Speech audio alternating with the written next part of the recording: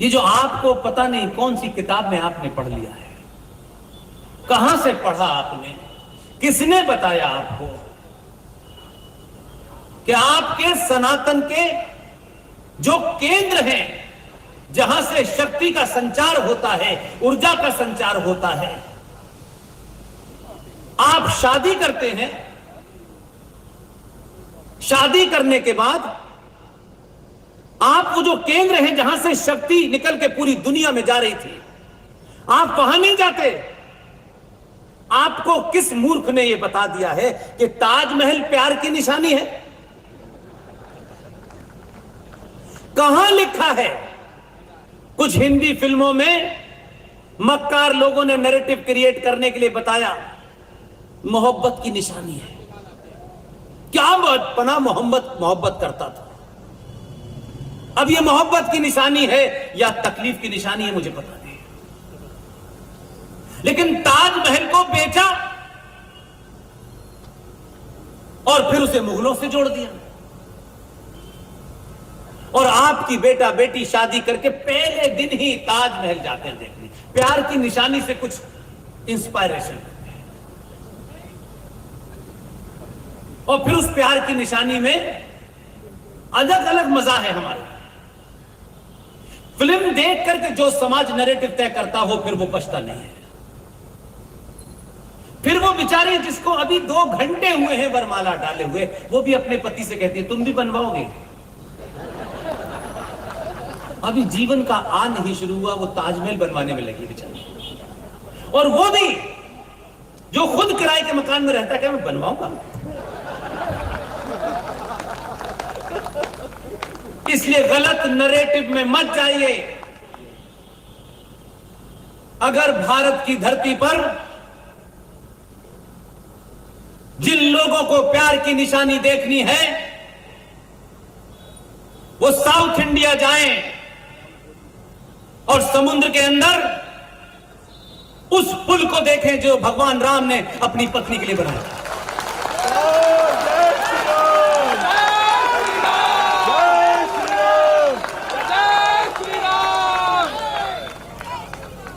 उस पुल की कहानी और निशानी को पढ़ करके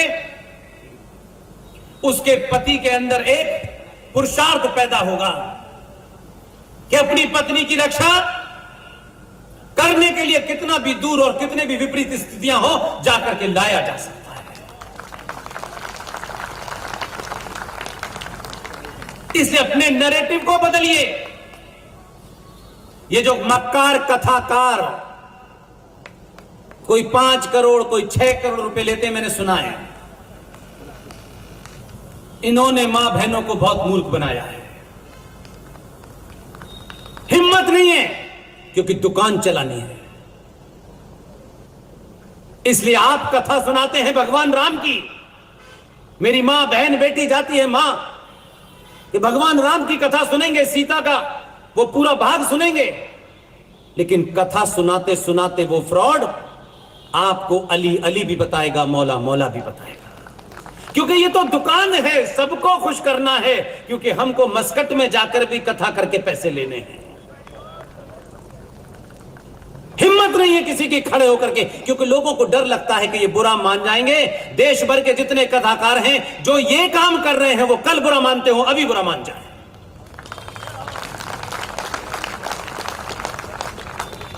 जब आपको किसी से कुछ लेना नहीं है, किसी से मिलने की कोई लालसा नहीं है, तो सच बोलिए। सच से बहुत डर लगता है लोगों को।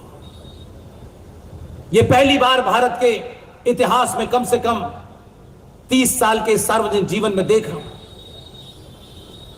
जिसके बारे में यह कहा जाता था कि सनातनी लालची होते हैं, बिक जाते हैं, डरपोक होते हैं, ये होते हैं, वो होते हैं। मेरा पिछले 2013 से लेकर के आज तक का एक्सपीरियंस ये कहता है, जो ये कह रहे थे वही सबसे बड़े बेईमान निकले। उन्होंने अपनी बात अपने स्वार्थों को ध्यान में रख करके उतनी ही कही जितने में उनका स्वार्थ था। इस मंच से जिस दिन हमारी टीम का कोई सदस्य अपने स्वार्थों को दिमाग में रख के बात कहेगा, मुझे उम्मीद है एक भी आदमी सुनने नहीं आएगा, एक भी नहीं आएगा।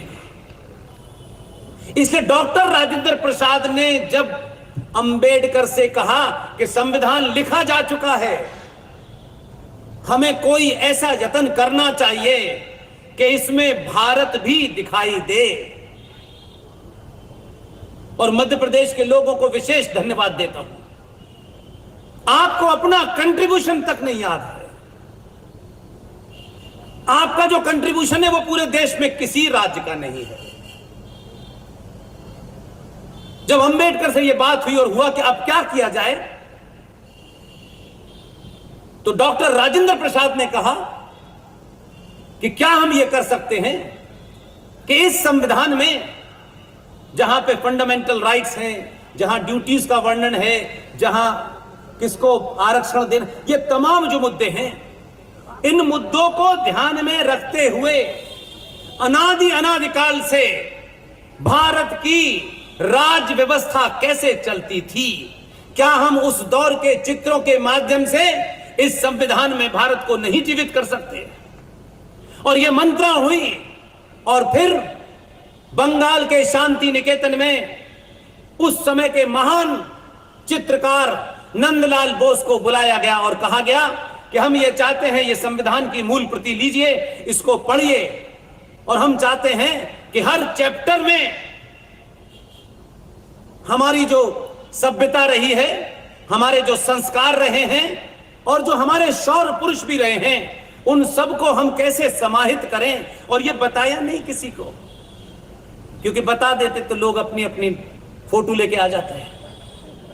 ये काम हुआ, उसके सबसे बड़ा भागीदार अगर पूरे हिंदुस्तान में कोई है तो मध्य प्रदेश है।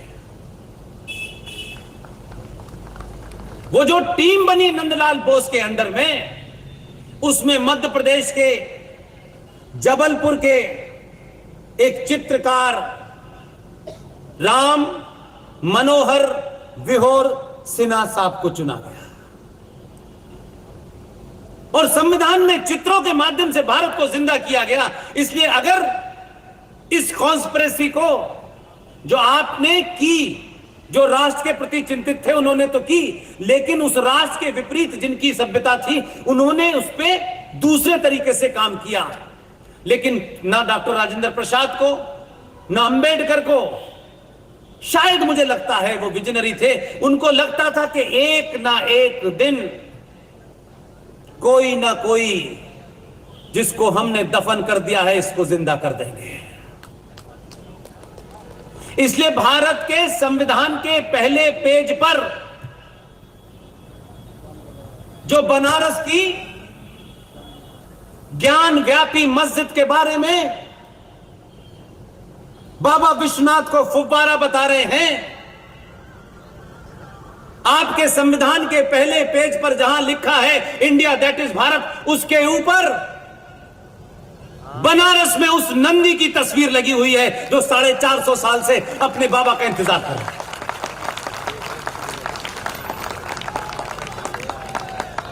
इसलिए जो लोग कहते हैं काला कोट पहनने वाले भगवान राम काल्पनिक थे, उनके बारे में बहुत कुछ कहा गया, और हमारे सोने की बीमारी इतनी गहरी है कि अगर हम सड़क पे चलते हुए कुछ देख भी लें तो सोचते इससे मुझे क्या मिलेगा यार, मैं क्यों इस चक्कर में पड़ूं, कोई आएगा वो करेगा, हम क्यों करेंगे। सनातनी बेटे बेटियों के सामने, उनके माता पिता के सामने ये बात कहते हुए मुझे दुख होता है। इस देश के किसी दूर दराज इलाके में यह घटना घटती और न पता चलती तो तब भी समझ में आता है राष्ट्र के तमाम बड़े बड़े पुरोधा सुबह शाम भाषण, विचारधारा के नाम पर नौकरियों में बिठाना, दिल्ली विश्वविद्यालय जो भारत की राजधानी के दिल में बसता है, बड़े बड़े राष्ट्रवादियों के वहां ऑफिस हैं। उस विश्वविद्यालय में भी कई राष्ट्रवादियों का चयन इसलिए हुआ है कि वो राष्ट्रवादी थे। 10 साल तक क्योंकि हमको दर्द नहीं होता, क्योंकि हमारा दर्द भी सेलेक्टिव है। हमको कब उत्तेजित होना है, कब नहीं होना है। और हम उत्तेजित अपने स्वार्थों के लिए तो होते हैं, राष्ट्र का ढिंढोरा पीटते हैं, लेकिन राष्ट्र के लिए नहीं होते। 10 साल तक दिल्ली विश्वविद्यालय के बीए पास 1 के कोर्स में जे रामानुजन की किताब पढ़ाई जाती रही, और उस किताब के अंदर एक चैप्टर था। चैप्टर में मालूम है आपको क्या पढ़ाया जा रहा था? यह 2013 तक की बात है। बाबर ने क्या किया इसके बारे में बड़ी चर्चा है, अकबर ने क्या किया बड़ी चर्चा है। जो मेरे सामने हो रहा है, अगर मैं स्वार्थों में अगर उसकी चर्चा नहीं कर रहा, तो मुझे से बड़ा बेईमान कोई नहीं है। बीए पास 1 के कोर्स में जे रामानुजन की किताब में यह पढ़ाया जा रहा था, दिल्ली विश्वविद्यालय के एक कोर्स में, कि सीता जी का जन्म रावण की छींक से हुआ है। यह हंसने की बात नहीं है, यह बड़ी तकलीफ की बात है। या तो हम सच में उन्हें अपना आराध्य देवता मानते हैं, या स्वार्थों के लिए कहते हैं, यह तय करना है। और फिर अगली लाइन लिखी गई, माता सीता के भगवान राम के भाई लक्ष्मण के साथ नाजायज संबंध थे। क्या उन 10 सालों में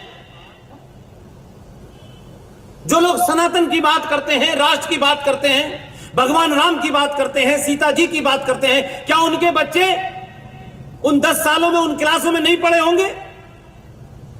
और अगर पढ़े थे तो उन्होंने इस बात को कहीं पे क्यों तक नहीं कहा? क्योंकि उनको मालूम है कि उनके मां बाप को डिग्री से मतलब है, इससे मतलब नहीं है कि तुम क्या पढ़ रहे हो, नहीं पढ़ रहे हो। और ये तुम्हारा काम थोड़े नहीं है, क्योंकि ये बात हिंदू परिवारों में बहुत तेजी से कहा जाता है, अपने काम से काम रखना। वो अपने काम से काम रखे हैं, इसलिए आप बाबर की बात मत करिए। 2013 तक दिल्ली के विश्वविद्यालय में यह पढ़ाया जा रहा था।